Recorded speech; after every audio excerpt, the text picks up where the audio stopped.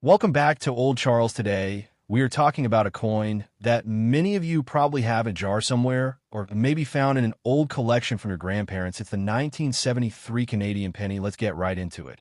And answer the big question, what is a 1973 Canadian penny worth first? Let's talk about the basics. The 1973 Canadian 1-cent coin is a small bronze coin. It has a portrait of Queen Elizabeth II. On the obverse side, the design is by Arnold Mackin, and on the reverse you have two maple leaves. This design was used for a long time from 1965 to 1979.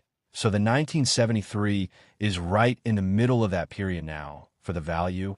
And this is where it gets interesting for most people, because the honest truth is the vast majority of 1973 pennies are just worth their face value. 1 cent Canada doesn't even use the penny anymore. It's been withdrawn from circulation, so you can't even spend it. But for collectors, it's a different story. The Royal Canadian Mint produced a huge number of these pennies in 1973. We are talking about over 426 million coins. That's a lot of pennies. So just from a number standpoint, it's a very common coin. The first thing is the condition. Is your penny in mint state, meaning it was never circulated, it has its original luster and no scratches? Or where if you have a 1973 penny in brilliant uncirculated condition, it might be worth a small premium, maybe around 25 to 50 cents. To a collector who needs a high-grade example for their set, the 1973 penny is famous in Canadian numismatics for having a very significant and valuable era variety.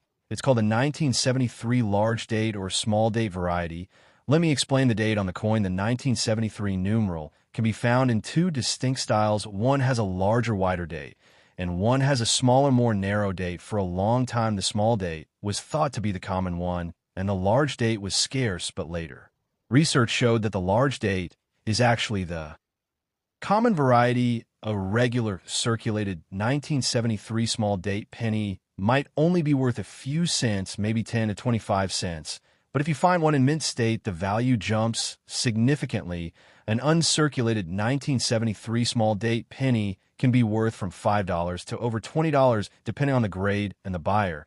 But there is more. Than 1973 penny also has a rare doubling error on the obverse. This means the Queen's portrait and the lettering around the edge shows signs of being struck twice. This is a much rarer error, and such a coin can be worth over $100 if authenticated. So how do you check your 1973 penny? Step 1, get a magnifying glass. A loupe is best, but any strong magnifier will work. Step 2, look closely at the date. Compare it to pictures online of the large date and small date. The small date has a noticeably thinner 3, and the 1 and the 9 are configured differently. Step 3, look at the portrait of the Queen for any signs of doubling, especially in the words "de grazia Regina." Now, let's talk about reality again. Finding a valuable error is like finding a needle in a haystack. Most of you watching will have the common large date variety in circulated condition, and that coin is worth exactly 1 cent in face value. But as a piece of history, it is priceless. The story of the Canadian 1-cent piece begins not in Canada,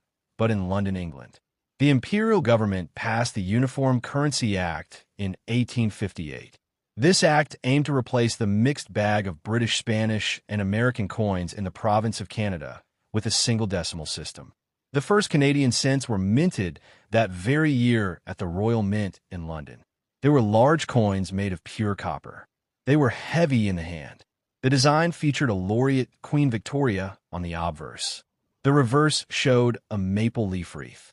The word Canada was proudly displayed. These 1,858 coins are rare treasures today. The first Canadian coinage was a success. The production of cents continued after Canadian Confederation in 1867. The new Dominion needed its own currency. The 1-cent coin remained a cornerstone of commerce. The design changed with each new monarch. The Victorian coin gave way to King Edward VII and then King George V. The metal composition changed too. In 1920, the coin shrank in size. It was no longer the large penny of the Victorian era. The pure copper was also abandoned. The new cents were made from bronze and alloy of copper, tin, and zinc. This composition would last for decades. That a significant change came in 1937. The new reverse design by G. E. Kruger Gray was introduced. It featured two maple leaves on a single twig. This elegant and distinctly Canadian design became an icon. It was the image of the penny for generations of Canadians. This is the very design you see on the 1973 penny.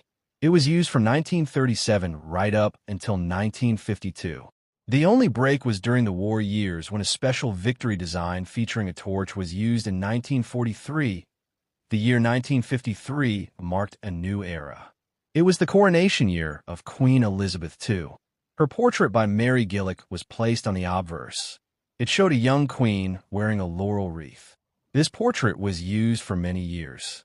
The 1973 penny you are looking at today features a later portrait of the queen. This design by Arnold Machin was introduced in 1965. It is a more mature and detailed portrayal. It shows the queen wearing a tiara. This Machin portrait is familiar on coins from all across the Commonwealth. The 1973 penny sits at an interesting point in history. It carries the classic two-leaf reverse from 1937. It bears the modern Machin portrait of the Queen from 1965. It is a coin that blends the old and the new. It was struck in massive numbers, over 426 million pieces. It was a workhorse of the Canadian economy. It bought candy. It bought newspapers. It was the change in everyone's pocket. The history of the Canadian cent did not end in 1973. The coin continued for nearly 40 more years, but its fate was sealed by economics. The cost of producing a 1-cent coin began to exceed its face value. Inflation had eroded its purchasing power. It was becoming a nuisance. After much debate, the Canadian government made a historic decision. In 2012, the Royal Canadian Mint ceased production of the 1-cent coin. In 2013, it was officially withdrawn from circulation. The 1973 Canadian penny is therefore a relic. It is a piece of a bygone monetary system. It represents a time when a single cent had tangible value. Its long